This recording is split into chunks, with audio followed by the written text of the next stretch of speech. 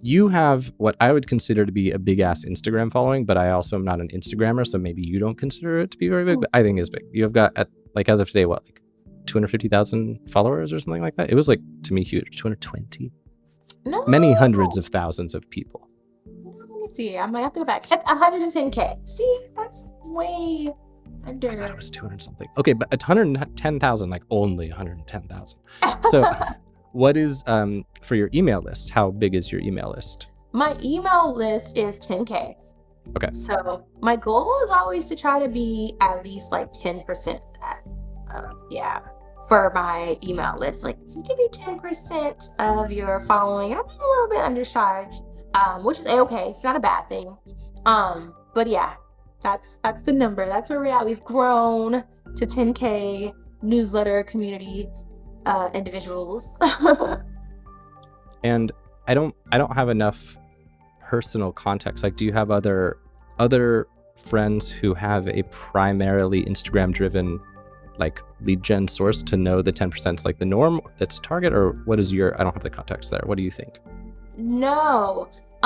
Okay, so I was working with a coach, and I can't remember all that we talked about it, but 10% for me was like being able to reach 10% of your audience. And I've seen some videos, because primarily they say 10% is usually the percent that engages the most, essentially. And so I always tell people are like, oh my gosh, you've had fake pages created of you. That's how you know you've made it. And I'm like, no, actually, that's really annoying.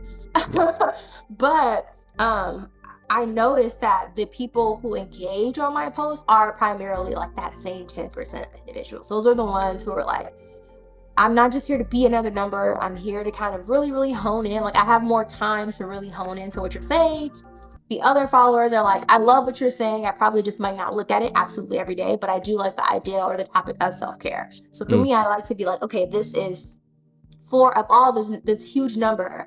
I know that I am primarily probably only really tending to 10% of them, just based off of seriousness and their like deep interest. And so for me, I'm always like, what can I do for this 10% of any kind of platform that I have, and how can I really tailor my content to their needs in that moment? And yeah, kind of in short. Cool. I mean, I wasn't expecting 10%. So I think 10% sounds like a good metric, because Instagram doesn't make it particularly easy for you to promote like a lead magnet or something like that. So to me, 10% flowing from Insta to email, that seems just fine. Yeah.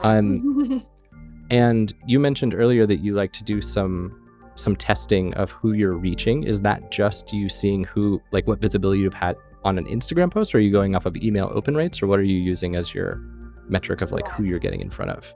So I look at analytics on everything that I have. So for sure, for email, I pay attention to, I use this platform called Flowdesk.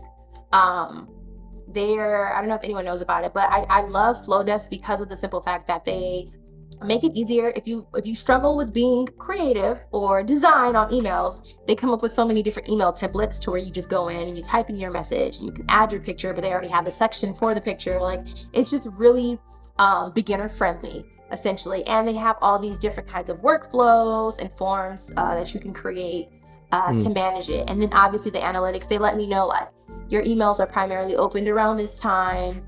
This is how many people open this specific email. This is how many people click the link in this specific email.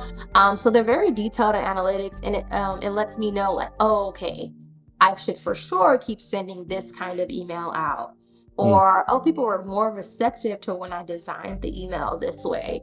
So being able to look at analytics that way and say, okay, this is how my audience likes to see my self-care knowledge show up in their email boxes. That's one of the things that I appreciate about the email. And then for Instagram, I don't even look at likes, because I feel like my likes are such a, it's just kind of like I don't want to say a lie, but they're such a high. That's it. I look at the shares and saves. If you save my content, I know I hit home. Like, I could have like maybe 500 likes on a post, and then I will have like 10,000 saves. And I'm like, okay, yeah, I know this hit Wow. home. You're saving this to come back to this later, Yeah. where I have 10,000 shares. And I'm like, okay, if you're sharing this with your community and you're saving this, to me, you want me to hone in on this topic a little bit more. Because sometimes people love to be like, I feel like people are introverts on social media. They will look at your page all day long and not say anything, just like in person. Doesn't mean that they're not in the room. They're just like, I'm just looking, I'm just here. But I'm like, when you're saving, it's a little bit more behind the scenes for the introverts and extroverts too. And so for me, that lets me know, like, oh, okay, they really liked this, which my analytics for the monthly calendars were just going through the roof to where I was like, yeah, I have to continuously post these monthly calendars. Like, this is like, if I don't post anything else, I'm going to post the calendar. If I was to be like, oh, I have to post something for the community to touch the masses, it would be the calendars for sure. Because those things go far. My analytics are always like through the roof for my monthly self-care calendars. But recognizing like, oh, they like this. And then coming up with ways to engage with them more. So sometimes for their self-care tasks, I'll be like, DM me how this calendar was for you this month, or DM me something you would like to see in this calendar. Because now I'm putting your self-care ideas in there as well. And they're like, can you do something about drawing? Sure. Okay. On Thursdays, we're going to draw how we felt today.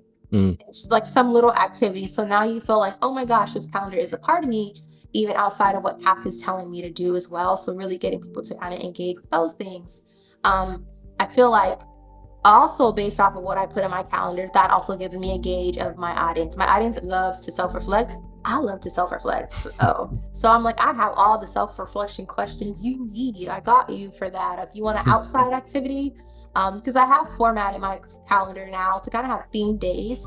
So I have physical wellness Mondays, journal prompt Tuesdays, Wednesday, it's some type of like a pampering activity. So whether it's like a nice little facial or a bubble bath or a massage. Thursdays are self-reflection Thursdays. Like, so I really make you reflect on choices that you've made in life and like how they impacted you. Fridays are freebie Fridays. So you have your free day you choose the activity. I'm not telling you what to do. You just choose what it is. And then Saturday and Sunday, I mix them up with so many different self-care things, but like kind of having a theme for each day. Recently, I've started incorporating links. So I'll be like, listen to this podcast today, or I'll be like, do this 5-minute yoga exercise for my fitness days now, or so to kind of incorporate a little bit of physical activity and stuff. So that's been pretty cool. Learning how to expand those calendars. People are like, you should sell these, and they want me to make physical copies now, and I'm like, wow, that's so interesting. Like, what was a 1-month dream that was postponed for 3 months as now like everyone's like, I need this every month. Are you going to make physical copies? Are you going to sell it for the year? And I'm like, I never thought about that. But people ask me like, I want this. And I'm like, okay, well, we'll see. I could see that being so cool. Like a really nicely printed like journaling book combined with, wow, yeah, that's cool. The developer in me is like, ooh, how cool would it be if I could mark my preferences and the recommendations the calendar has to be tailored to me? Yeah. Doesn't work with printed ones though. Yeah, right, definitely. There's a lot going on. So now I'm just kind of, based off of all that I've done with people, I actually am creating a self-care workbook. So it's going to be like 52 different worksheets for people to do. And it's like, you just do one worksheet a week if you want to. But yeah, I'm going to create a self-care workbook. So if I'm on your email list, I will hear about that. Yes. Cool. So I will go to cassiescure.com/links to hear about it. Yep.